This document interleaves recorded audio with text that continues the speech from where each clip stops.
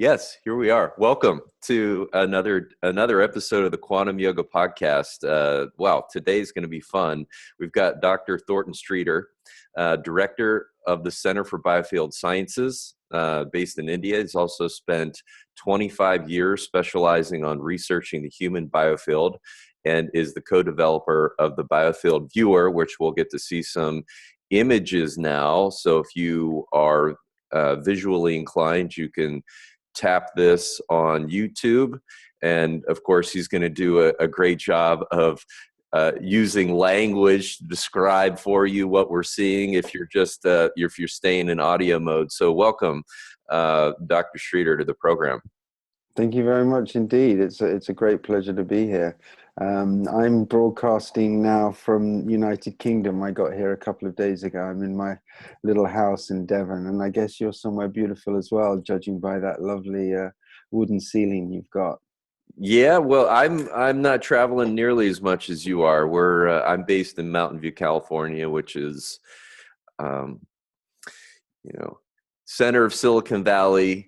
In some respects, that's a great place to be. In other respects, it's the worst place to be. But in any case, wow. So we're going to be talking about the Biofield, some of the science that you present around the Biofield Viewer, some images and things that we can see. And before we get all that going, give us a sort of a Dr. Streeter 101. How is it that you got this fascination and you just continue down this path for so long? Well, it is a great question. I mean, I think you have events in your life, don't you, that you can remember almost every second of them. And they're the moments where the cement seems to set. And early on in my life, I had some experiences that exposed me to basically imaging the biofield, and it really blew me away because I guess I'd had a very sporty childhood and had my fair share of bashes and injuries, and at one point I dived into the shallow end of a swimming pool and actually pretty much broke my neck and my skull. I was experiencing what at the time just felt like a kind of energy loss. But I think in many cases you read the biodatas of people who get involved in this kind of field, and it's often because they've got a child who was sick and an energy medicine practitioner helped them, or they had a personal experience. And that's definitely the case with me, because before I banged my head, I was trading financial futures and options, which is quite a different career. But the other thing is that from that injury, I was able to see a certain amount of energy around living people and all living systems, and it just becomes a frame of reference. And I think it's ironic because in the early childhood state, clearly many of our young ones are clairvoyant, and clairvoyant just means clear seeing. And I think it's just a reflection of the amount of conditioning we have going back from the blackboard to the pen, to the blackboard to the pen, how we get that clear seeing drummed out of us with this kind of faux focus. Watch out for the pavement, watch out for the door handle, as opposed to the kind of seeing that we see tribal people doing, because they're aware of any movement on the horizon, not just where they're walking. We kind of look differently. And I think there are tools even like workshops where you can go and just practice seeing energies. There's certainly a lot of literature out there, because although, as you said, we've developed an imaging system which allows us to see the biofield, it's actually very much within our own capabilities. One of the pillars of parapsychology would be clairvoyance, alongside remote viewing, alongside precognition, telekinesis, distant healing. I think I've got them. but a lot of research has been done, especially in American universities, in parapsychology, because it's always open to be kind of undervalued by the skeptical side of the scientific community. So if you actually look at the work of people like Charles Tart and Russell Targ in America, there's a great degree of a very high standard of efficacy that goes into those studies, and they very much inspire all biofield research, because we know we're up against it. There's a lot of people who just can't believe in vitality, and it's partly because the equations for biophysics and engineering were simplified, in the previous decades, and now we're looking at these the return of the ether, let's call it. But actually my field is very simple to understand, because we're just looking at plasma.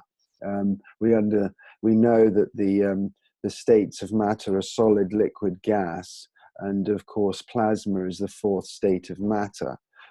And if I can perhaps show a couple of my pictures, I can show you what it looks like. Love to see that.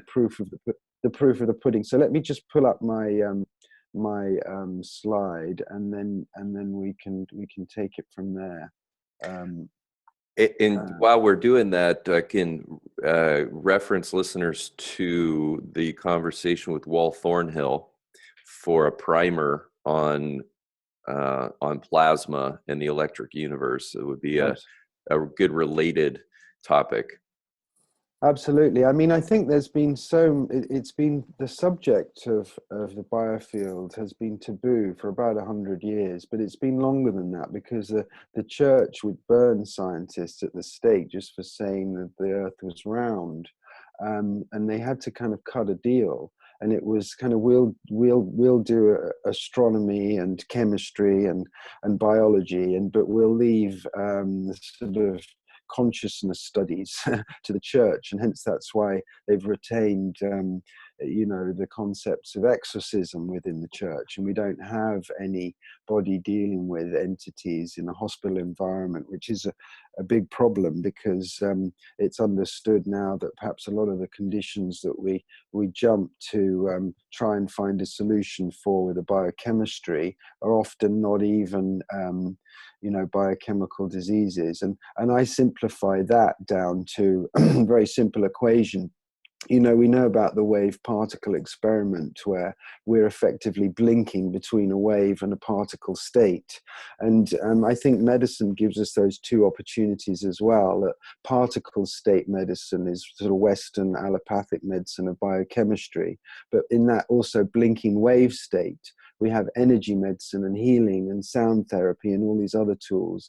And that's really gives us an opportunity, because wave state medicine has no side effects, whereas we know biochemistry can often lead into a cascade where people are taking a cocktail of drugs that have never been tested. So, it really is a dark age, the biochemical model. And I think now we can be much kinder to those holistic modalities that for thousands of years have been doing wave state medicine.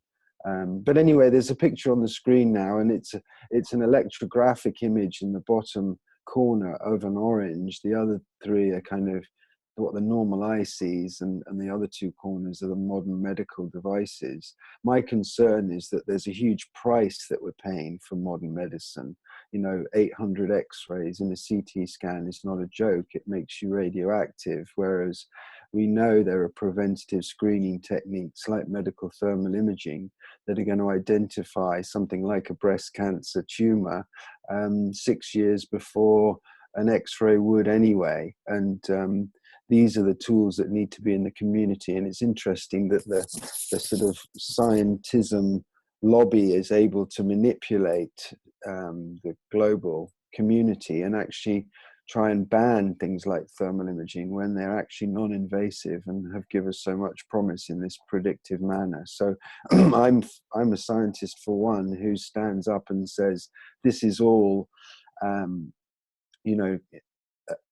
short self-serving gospel, and we need to snap out of it and get our institutions, our global institutions, to look at techniques such as bioplasmic imaging, as we're seeing here on the bottom corner, and medical thermal imaging that I just mentioned.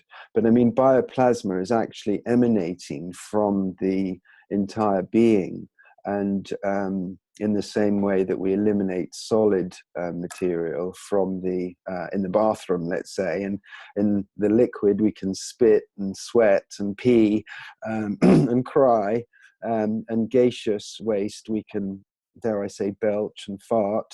But this kind of etheric bioplasmic material, it's very fiery, and it has its own system of elimination, and it's the series of acupuncture points, and you can even see it actually shines out all the little grooves, and it's a protective field. It actually protects us from incoming viruses. All viruses have a certain bandwidth, and if our bioplasmic emanations are fiery enough, they can't get in. And as you see, even from this simple image, it's fascinating when it's illuminated, and a bit like a neon bulb, all you need to do is pass electricity into a bulb and that gas is illuminated.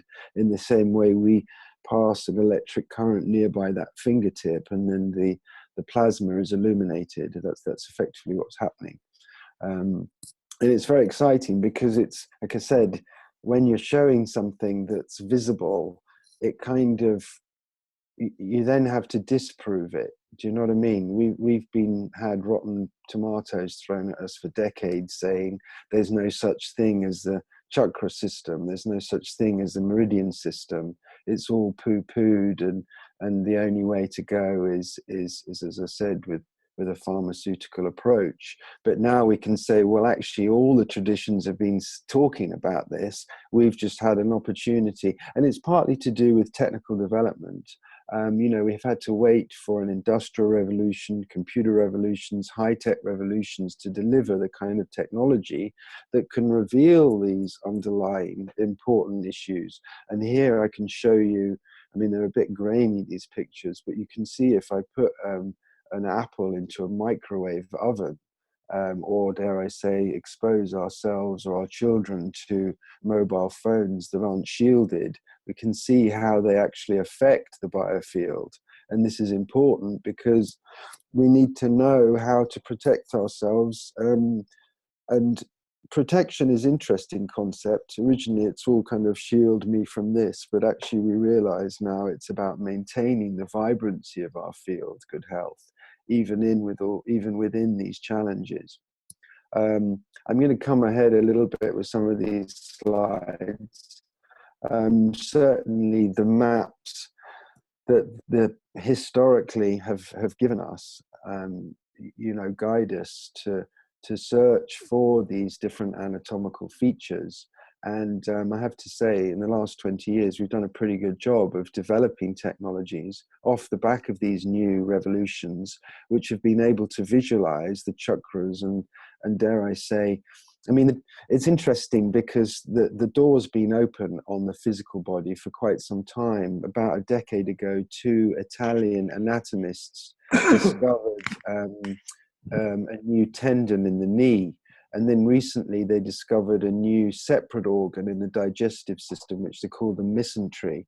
And now recently, just in the last few days, they've announced the discovery of a new organ. I think they're calling the interstitium. But the simple fact is that it's all smoke and mirrors because, the meridian system, the chakra system, these various well-documented and common themes of all holistic modalities are now being very clearly revealed. And with our biofield imaging system, it's a kind of, dare I say, black and white scenario, although it's live and in full color, because here we can see actually what the chakras are doing. And that means we can design a very bespoke trajectory for an individual. I mean, I say we don't have the right to take someone to point B unless we know where their point A is. We may be dragging them back to B from C. And that's simple language, but it's a very sophisticated, multidimensional state, our health. and we have to honor it. And in this particular case, you can see this fellow shielding at his solar plexus, and until we are able to get him to digest or process that shielding or why that's happening, you know, he's going to be exposed to having that solar plexus chakra wide open and like a satellite dish, bring in any stuff from other people. Anyhow, the biofield Can we system. pause? Can we pause there on that slide for a moment? Yeah. I just would love to uh, to understand a little bit more about how this is captured, and what is the device that is capturing this, and how are you able to portray this into a color scheme, and how does one interpret that? Yeah. What Okay. type of energy? So we're looking at bioplasma emissions from the body. Yeah, well, actually, I mean, the biofields are made up of a number of different layers, and traditionally we've known that as being the kind of 7-layered fields, interpenetrating layers. But it's only recently we've had devices which can measure it in different ways, in different ranges.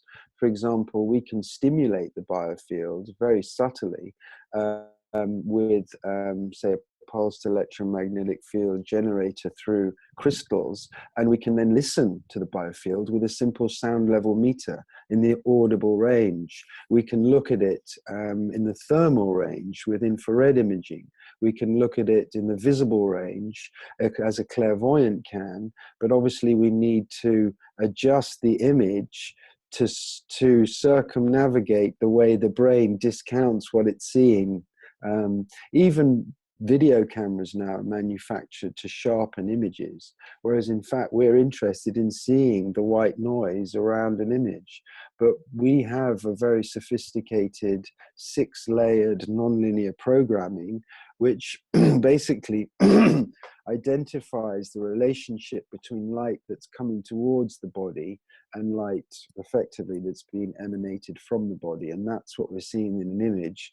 And of course, if a healer is healing somebody, we're going to see what's happening live. And that's how we've come to learn a lot more about how our biofields work and how we respond to healing opportunities, because healers claim they're just holding space for healing. And that's exactly what's happening. A healer is holding space, and then an individual resonates, manifests, and then this shift happens, and it's fundamental to watch. I mean, it's phenomenal to watch, and it just makes us realize that in many cases, especially psychiatric and chronic health issues, we've just been barking up the wrong tree for a couple of decades, and we need to get down it and start looking at the whole being rather than just the body. You said something that just really still ringing in my head, which is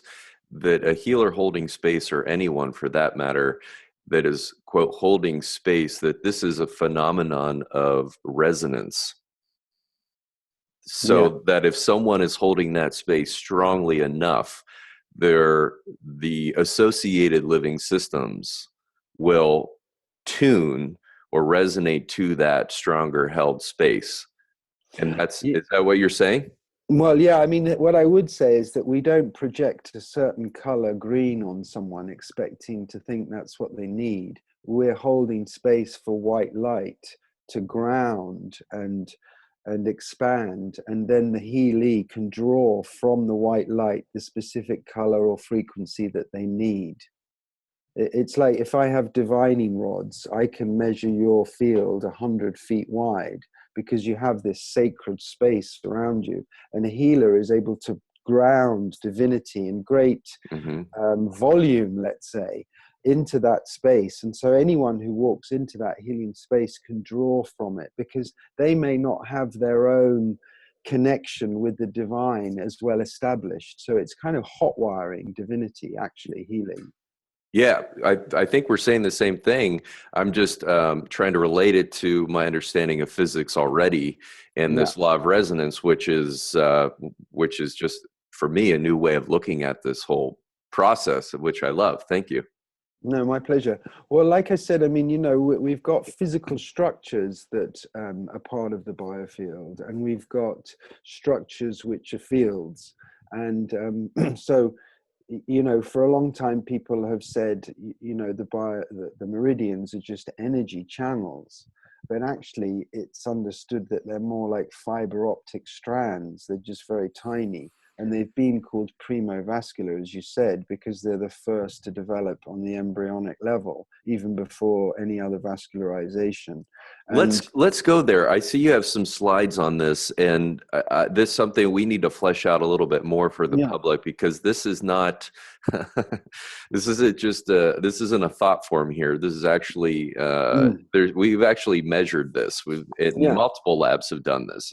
Yeah, well, I mean, a capillary has been taught to us all the way through school that this is the smallest vessel in the human body, whereas clearly we can see this other strand inside the capillary, and we've got a little drawing to show how the pipette has actually got a hold of it and has drawn it up into itself.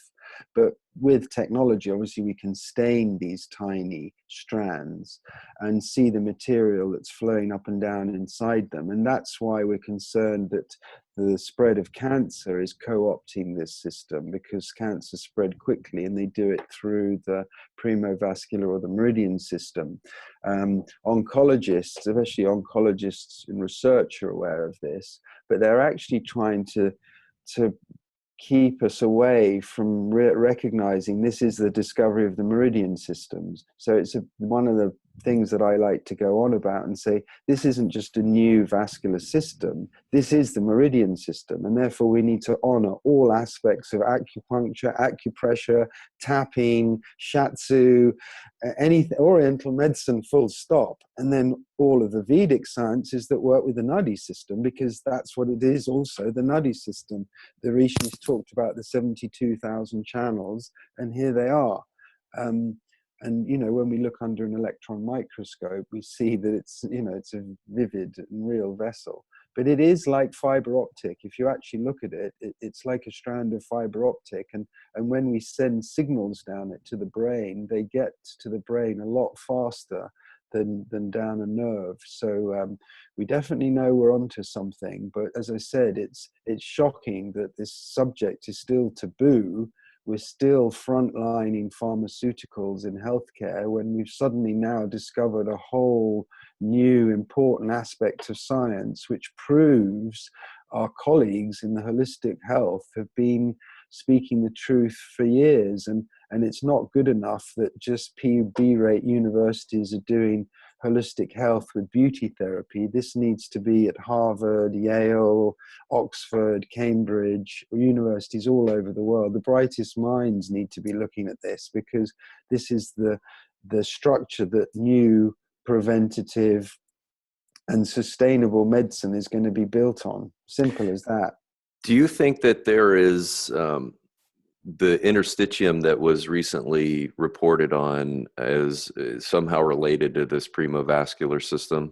I do, and I think it's a bit of a fast one. I think that's exactly the point. They're bundling it all in with a whole load of other stuff, and then the cancer guys are going to come along and patent these special chemicals that can go down these primovascular strands, and they're trying to hoodwink any of the holistic community into thinking or giving them a head start in being able to get involved in research. Do you understand what I'm saying? Yeah, I do. Yeah, so that's what I think. I think that's what's going on, and that's why things like this are so important, because not so many of us, I suppose, recognize that. The last slide that you showed, I wish you could explain that a little bit more around the communication to the visual cortex of the brain, and that communication speed that is happening, comparing the nervous system and the meridian system. Yeah, well, I'm glad you spoke to that, because it was done by Joey Jones at Irvine. And after he died, the college tried to mess around with his studies, but he repeated it nearly 1,000 times. And you can see the diagram here that he's stimulating the vision point on the toe, which is a couple of meters away from the brain. And the first of the diagram shows what happens when you shine a light in the eye. and it stimulates and illuminates the visual cortex. It takes 1/4 second to do so. But the blue in the B is the 2-meter leap from the stimulated point, and the same area is illuminated in the visual cortex. But of course, you can see how quickly it reaches the brain. It's 0.00000. It's James Bond speed. So, you know, that is fascinating. And of course, this is what Sven Gorgi was so excited about, and people like James Oshman, that there's got to be another system in the body that it can explain how a cat can leap that quickly out of the way of a cucumber. And it's not the nervous system, it's not biochemistry, you know, happening. It's some other super fast system. And obviously, the Orientals have perfected it by understanding the flow and aspects of chi, and the Vedic scholars with prana, and of course all the mystery schools in Asia and Egypt and even in Europe that were interested, like the Theosophists, in preserving what clearly is sacred knowledge. But I guess it's a double-edged sword, and so, you know, pearls aren't thrown to the swine lightly, and we have to make choices. We have to choose health. It doesn't come on a plate. You know, I think if we want to play in the sandpit and throw more plastic in the ocean, then we're going to end up, and our dose will be the plastic medicine that the doctors are dishing out. And that sounds pretty brutal, but actually we do have a choice. And, you know, I choose to drink my own well water. I choose to live simply and eat out of the garden, as it were. And, you know, when you live like that, you're making sacrifices, because you can't be at that swish party or whatever it is. But, you know, you've made a choice. And I'm nearly 50 years old and still going strong. Yes, in the first third of your lifespan, right? I've heard. I don't know about that. I'm quite happy with what is it? 4-10, 3-10. 4-10 would be a great treat. That would be what I consider in the front row a lot. But I mean, you know, I think I would like to speak to perhaps the slightly more esoteric aspect of our work and discoveries, if you like, and to a certain extent having a look at, you know, how we really understand the chakras and what they're really doing for us, I think can help people. And I've played around with this concept a bit to make it easy to explain, and also to take people on a bit of a journey into really what is the state of being that best serves us. I think, you know, unless we're in a really present state, for example, I don't think we can access our higher gears. I don't think we can get into a state of manifestation and change. But if we are there, standing on the board, our board, riding on the wave of time, you know, our wave, I think we really can do anything. Individually we can do anything, but I don't think it's a law of attraction, because I guess somewhere else somebody's losing. I think it's more about, you know, serving the community and downing and grounding divinity, and in that process there is this kind of beautiful fountain of youth and life force and joy, and that's what I wash in every day. So I like to share it with others. Please go ahead. Okay. Well, I mean, I can show you what a biofield image looks like, and we can see that the chakras here are quite clear. And we know from the Vedic science and from yoga that the body has chakras that run up the central vertex, if you like. And when somebody's health is compromised, we can't see them so clearly. They seem to be blocked, some of them, and some of them seem to be bright, and some of them seem to be compromised. And then when people's health gets really quite serious, you know, we could say that, you know, the chakras don't, you know, they're not visible even anymore. And so that gives us insights into what this whole means. I like to say, as you can see from these pictures, even before I launch in, you know, it's possible for anyone and everyone to experience transformation. most of us who live in an urban environment wear a kind of a spacesuit, a kind of a very congested suit, and it's partly to do with shielding from the entanglements of others, and the sort of pollution and electromagnetic soup that we're in. But even in that challenging environment, we can, as this young lady has done, you know, take steps over a period of weeks to kind of clear out and do the basic housekeeping, and all the different levels, if you like, so that we can reconnect with our magnificence. You know, what is the difference between a human being and a human doing? You know, that's, I guess, the difference between these two pictures. Someone's reconnected with her being, and I think that's the need of the hour. You know, in our selfie generation, you know, where we're just 1 degree off ourselves because we're observing ourselves, observing ourselves, observing ourselves. We're not really present. And a simple message of present can take individuals like this young lady with all that congestion into a nice state of optimization. Okay, so I'm going to show you. Can we talk a little bit more about how you understand the chakras? Yeah, that's what I want to do right now. That's exactly where I'm going right now.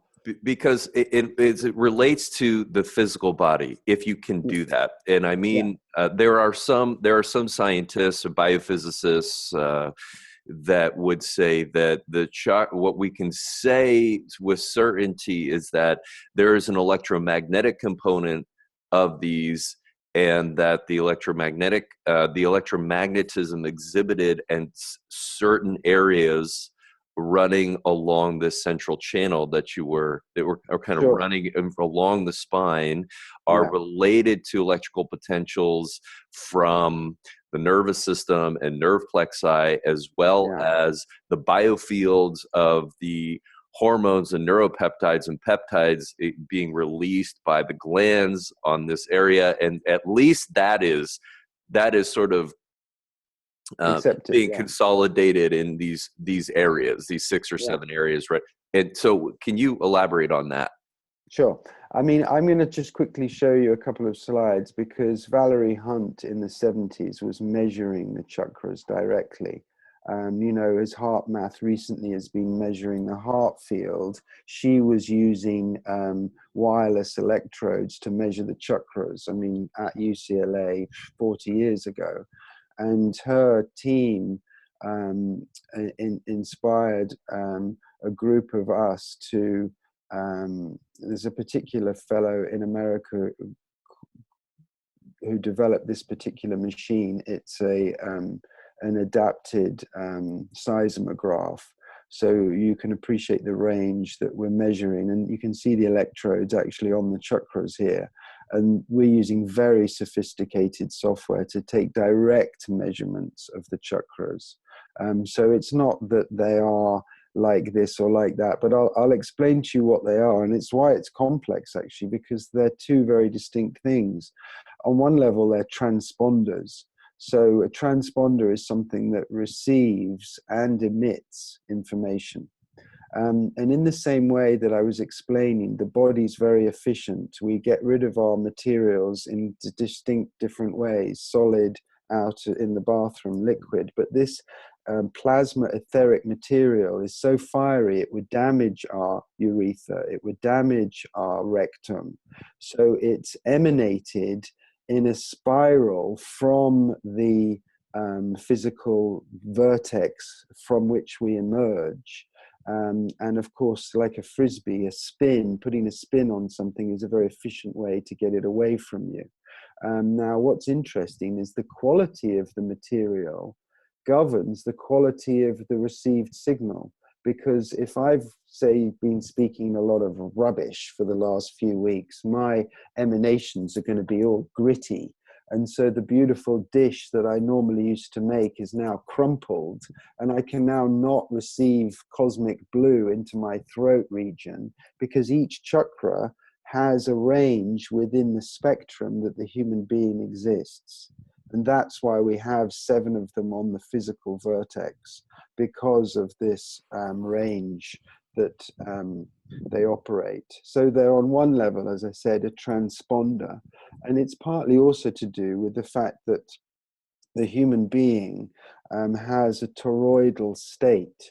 What I mean by that is like this, that effectively we have, have you heard of what they call the assemblage point? I have heard of that, but it'd be Yeah, yeah. worthy of explanation.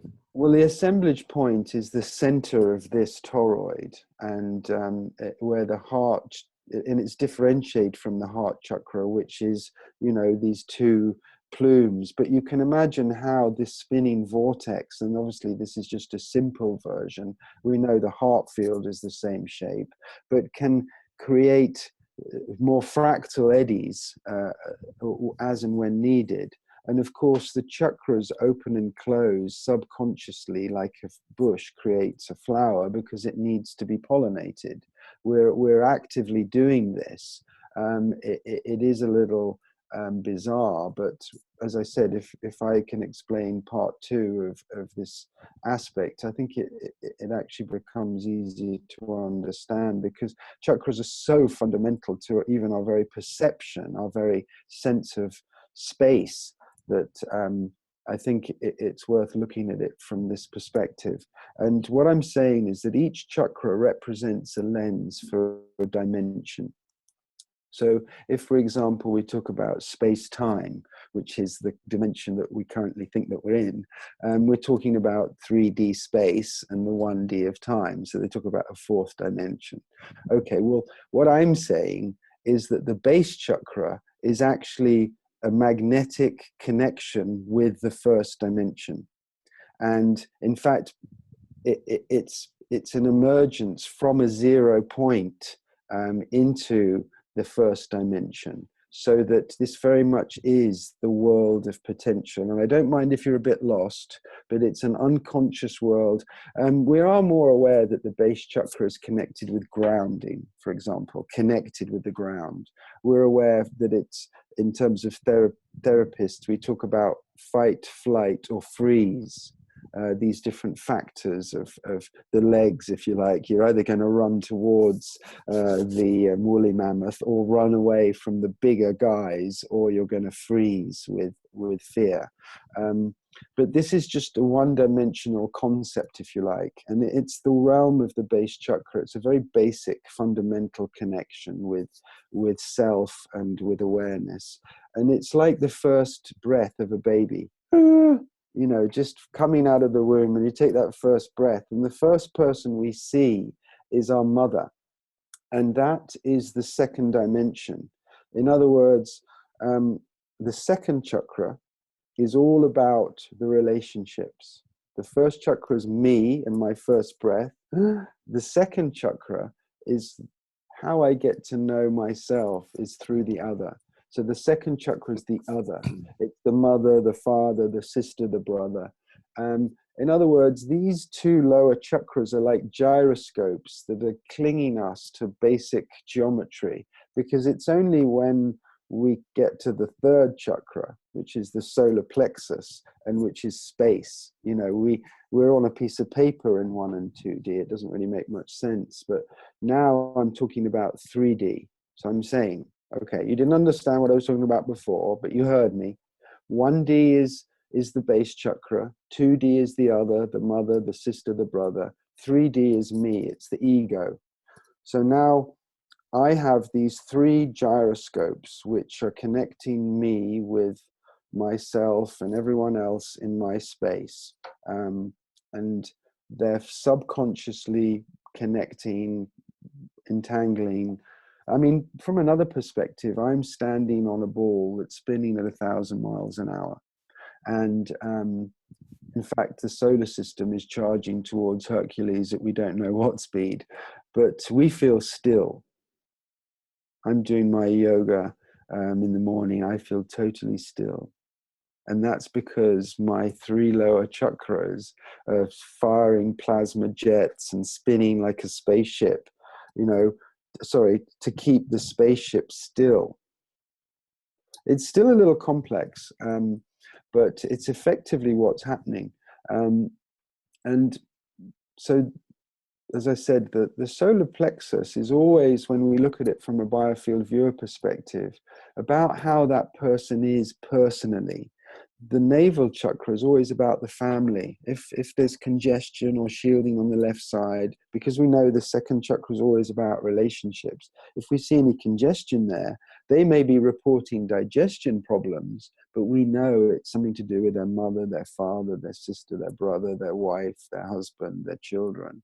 And so it's a kind of way to unlock this secret information underneath physical diseases, which is the emotional counterpart, the trauma that freezes and becomes a disease. And so, for example, with my simple story about the first dimension and the second dimension, you can see here the element of the second dimension is water. Well, that's all about emotions. It's all about relationships. It's the emerging world. It's still a piece of paper. But by the time we get into 3D, our lower three chakras are keeping us working. But 3D is frozen. Until you have time, 3D is just a statue. So it's actually the combination of the lower three chakras and the fourth dimension, time, that animates us and allows us to be a living being. And of course, we know there are 7 chakras, so I'm obviously getting on to something else more and above and beyond what we consider the normal state. And it's actually very simple, but it's incredibly fascinating, if you like. Can I pause you? Can I pause you right there before you go on? I just want to try to understand this. This is for me personally to understand what you're saying from the level of physics. Just because, so here we are talking about talking about 4D, and you're relating that to the heart, right? You're relating that to the heart chakra, anahata, and that it's very clearly producing in the largest electromagnetic field. Yeah. Right. And heart math is showing that. But it seems like what you're saying is you're referring to torsion fields and torsion energy, that there are multiple types of energy that are outside of the electromagnetic spectrum that are playing a part in what these chakras are. Very much so, yeah. And even scientists like William Tiller are conducting experiments to prove these sort of subtle putative energies are at work. But, you know, what I'm saying is that the heart is actually the clock, and it beats our time. In fact, we ride a wave. Time is a wave, and we're riding our own wave. It's not the wave that hits the beach and we keep falling off the board. It's the wave that runs down our own river of consciousness like a bore. And we can get back on our own wave, but it's always just there. It's our wave. There are others on it as well. And so the lower 3 chakras give us these gyroscopic dimensionalities, this physicality, this body, if you like. And this body is riding itself on a wave of time. And that is what we call the state of presence, you know, enlightenment, if you like. Just that simple, just being there, present on your own wave, is the state of being. And for a lot of people, they spend their whole life seeking this state of being, when actually we just need to accept it within us. And then the question is, what are we going to do with it? You know, we spend our whole lifetime trying to climb the top of the mountain, and of course we've got to climb back down again. You know, it's actually claim the presence, claim this board, claim riding this board and on the wave of time. You see, when the Greeks first measured the heartbeat, we beat at 60 beats a minute. We're just in a rush now. And of course, the world's in a rush. But, you know, the clock really is, the heart really is the clock. And what's so fascinating is that the lower 3 chakras and the 4th chakra connect us with space-time, this reality. But the higher 3 chakras, the throat chakra, the brow chakra, and the crown, offer us a triage with divinity. And what I mean by that is that these are happening beyond space and time. And then not any old monkey gets to even play with them. Not any old monkey's even listening to your show, to be honest, because to be here, you need to have passed through the ring of earth, the ring of water, the ring of fire, the ring of ether. It's a purification process. You don't hear me if you haven't done that. And from here, you can be the healer who's communicating the divine message of attunement. You can be here, the psychic who can remote view anywhere in time and space and beyond. You know, these aren't toys anymore. These aren't cars that we can go and crash, or this is karma. This is lens. This is pure zone. And of course, the crown is our connection with the divinity. And so, how big is my pipe is determined by our humility. Do I think I'm doing these wonderful, amazing things? Well, then I get a little wire up to space. But if I am humbly in service to mankind, and I don't even think about myself, and I'm not running a script. I'm speaking the divine. I'm uttering the sacred word. That pipe can be infinite. That's divinity flowing. That's the healer at work every day. They're there at 9 o'clock to hold space for you to have that experience of manifestation, because it's beyond time and space. They're communicating and intuitive. They know what you need. They're allowing divinity to flow through their hands. You see, divinity will flow through the right hand and back through the left. So if there's anyone in the middle, they're going to get white light flowing through them. And with intention, we know from research that we can magnify our bioplasmic biophotonic emissions by 10,000 times. Like Spider-Man can fire out his web, so we too with intent. It's liberating, and it's ironic that, you know, somebody forgot to tell us. We just had to rub our knees when we were kids to work it all out for ourselves. Can we dive a little more into that brow center that you discussed? And I've been asking a few neuroscientists that I know, and a couple of yogis that I've been talking to about this. And I was recently reading an article right before we got on the call. It was a study that found the calcite crystals in the pineal gland, and was discussing the piezoelectric effect of these.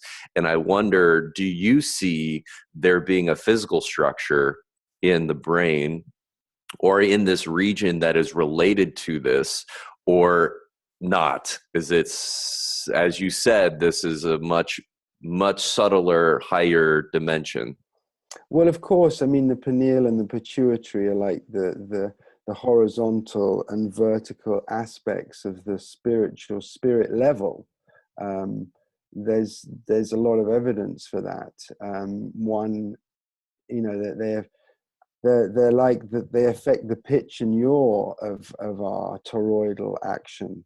But ironically, this process of activity happens through initiation and through doing the work. So we activate our whole being, but if we're not up to the job, then we have what we call a kind of kundalini shock experience, you know, where somebody's perhaps taken a drug or something and they're leaning so far out the window they fall out.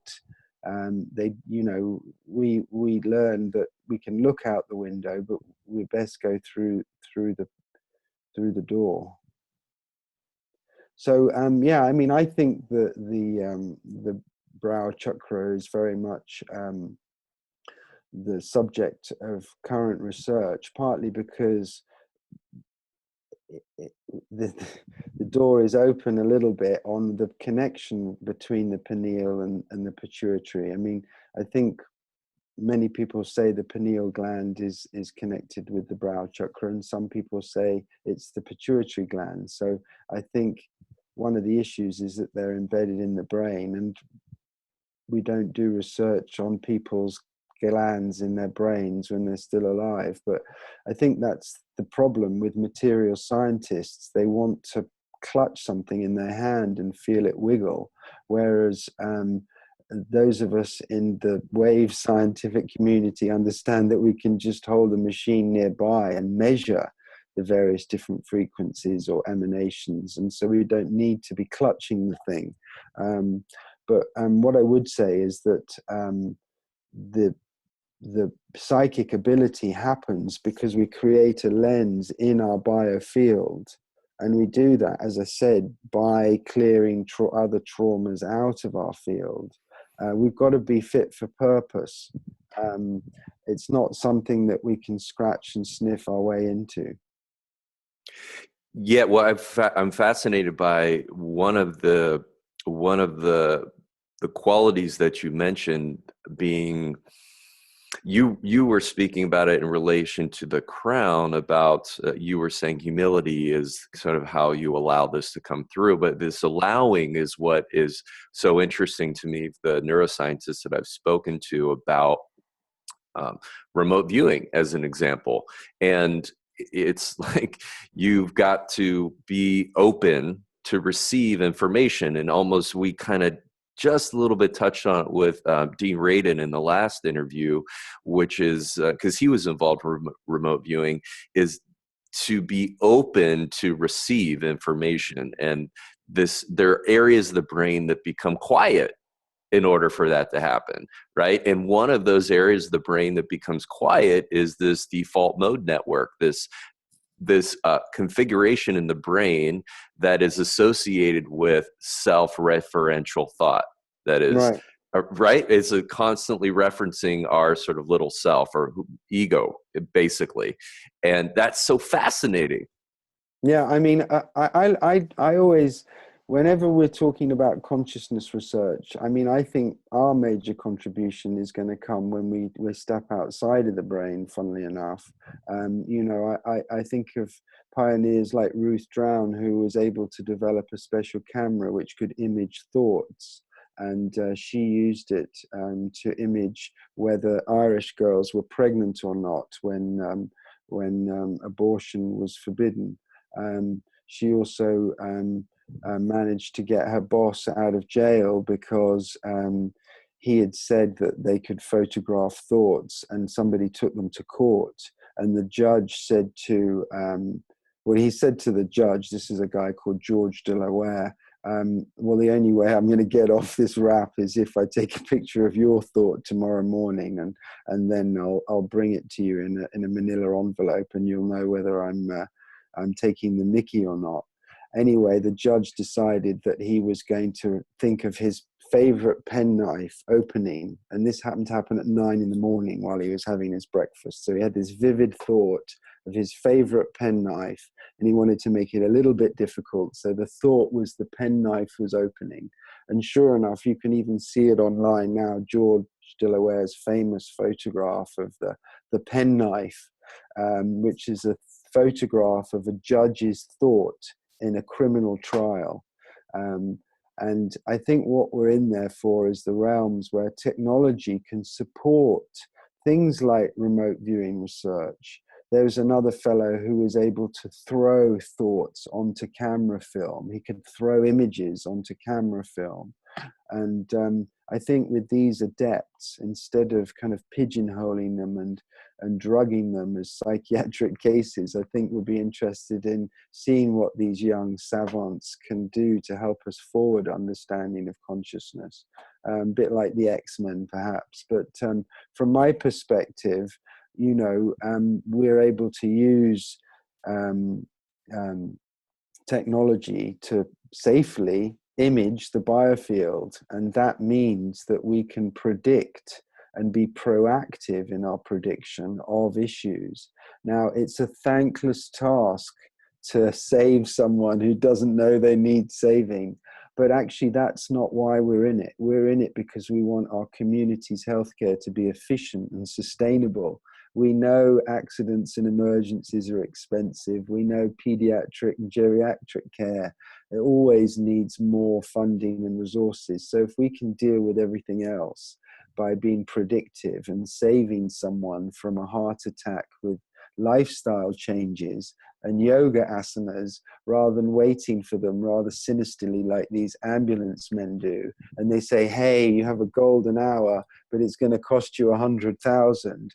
I'd rather, you know, bring that window forward. We call it, you know, as I said, it's predictive, but it has to be safe. You know, the technology, it can't be X-ray. It can't be based on the technologies that they've got in hospitals right now. And that's why executive health checkups are such a con, because you come out radioactive.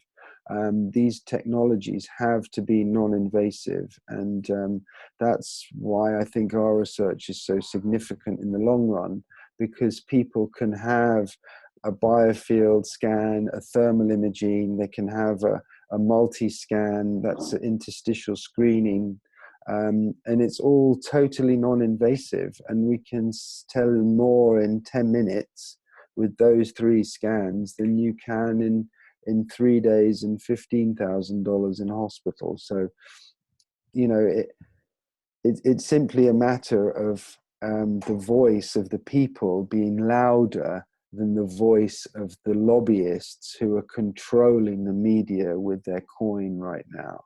I mean, it's such a scandal. And of course, they're taking out people like me one by one. So that's why we live in the forest over here. Can we get some best practices from you, from the perspective of wave science, wave medicine, on how one can take care of themselves, considering the bombardment of these things you're talking about in modern life? Yeah. You've alluded to, you know, being radioactive, and I'm sure that's sort of all man-made. EMF is falling into that category, which is increasing at an exponential rate right now, Yeah. as well as other toxins and psychic energies that we're entangled in, et cetera, et cetera. What are some things that we can do? Well, I think that is a good question. I don't know how much time we've got left, but it's something I can answer pretty quickly. And it's because I've spent so many decades now doing this, that what was very complex has now become very simple. And in its simplicity, we've mastered it. And it is as simple as people understanding the significance of grounding themselves.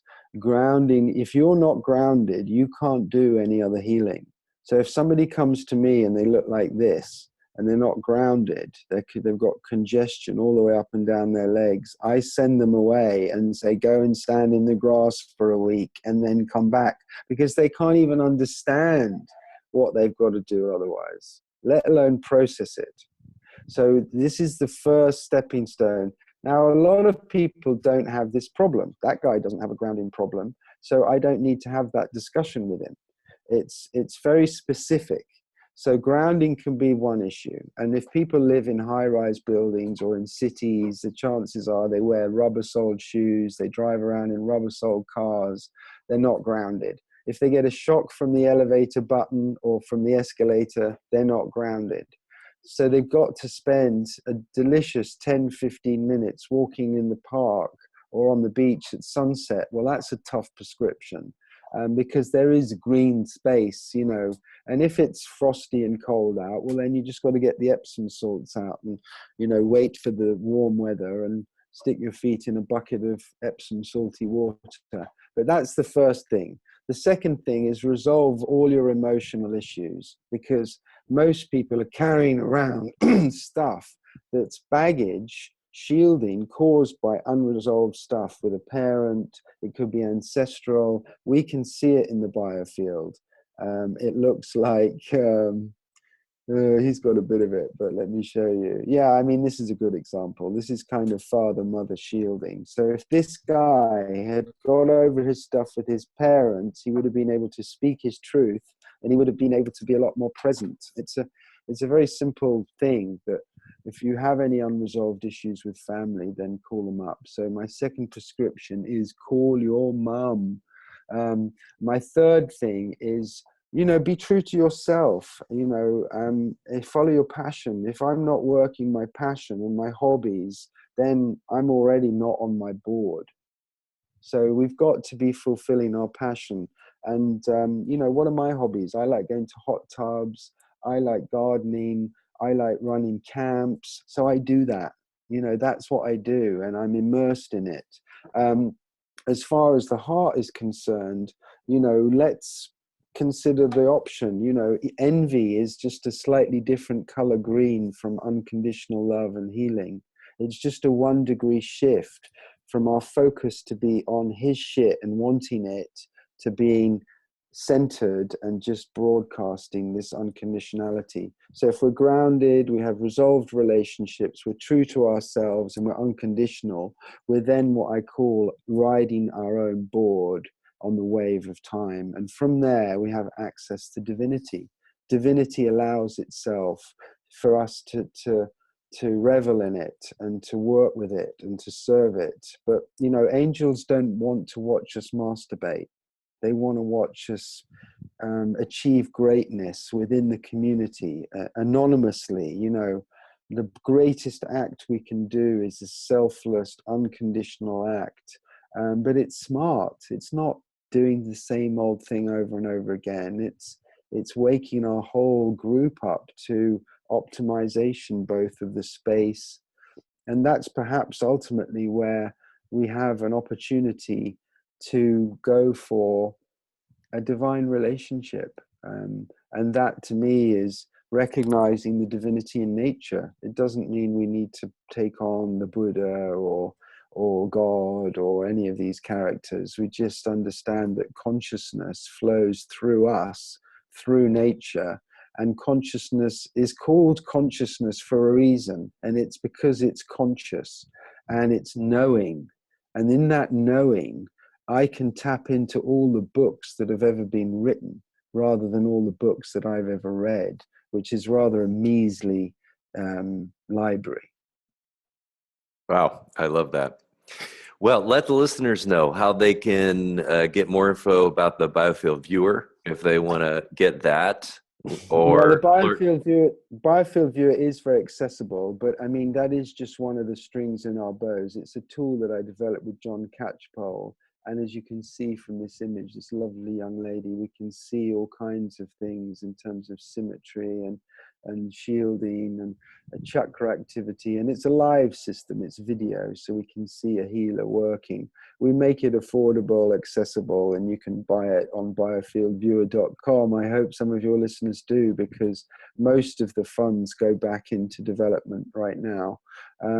But I've developed a process for doing research. So if somebody develops some kind of mobile phone shield, then we can test whether the thing really stands up to the job, because it's the Wild West when you start claiming to protect something that's invisible anyway. And that's why I'm so into these meters, which allow us to see the harm, if you like, that various things deliver. We thought the old light bulbs were bad, so we bought into these neon bulbs, and then we found out they're full of mercury, so we bought into these LED bulbs, and now we found that the transformers are harmful. So, you know, where do we go? We don't want to be led by a blind industry. We want to be conscientious, and I think that's why my last word should be about building biology. I encourage people to search that. But yeah, my research site is Biofield Sciences, biofieldScience.org. So thank you for giving me the opportunity to share a couple of plugs.